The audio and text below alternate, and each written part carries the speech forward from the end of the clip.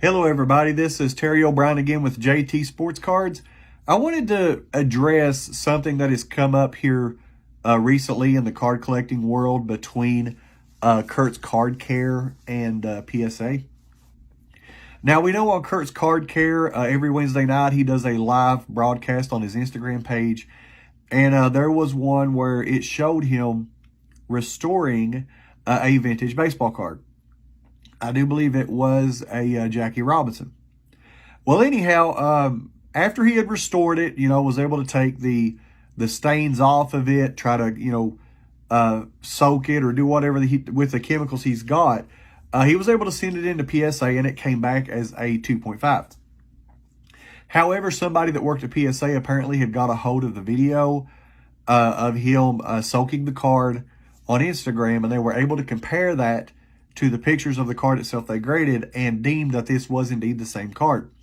So they deactivated that card from their database, as well as every other card that he had sent in the, in the pack that he had sent to PSA.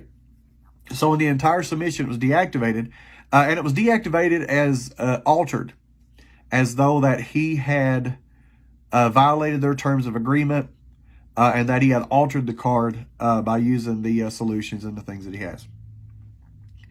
Now, all of us are going to have an opinion on this matter, anybody that's ever been part of sports cards.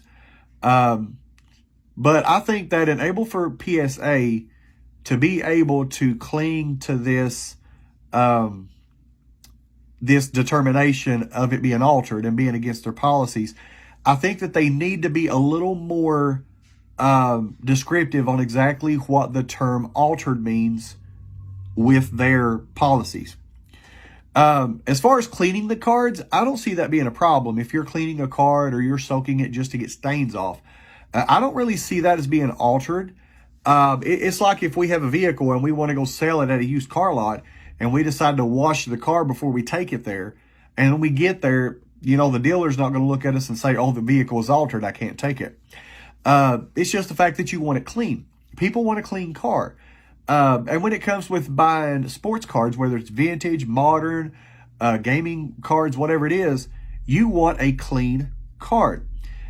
Just the basis of having grading companies is made because we want clean cards. It's got good centering and sharp corners and good edges and good surface.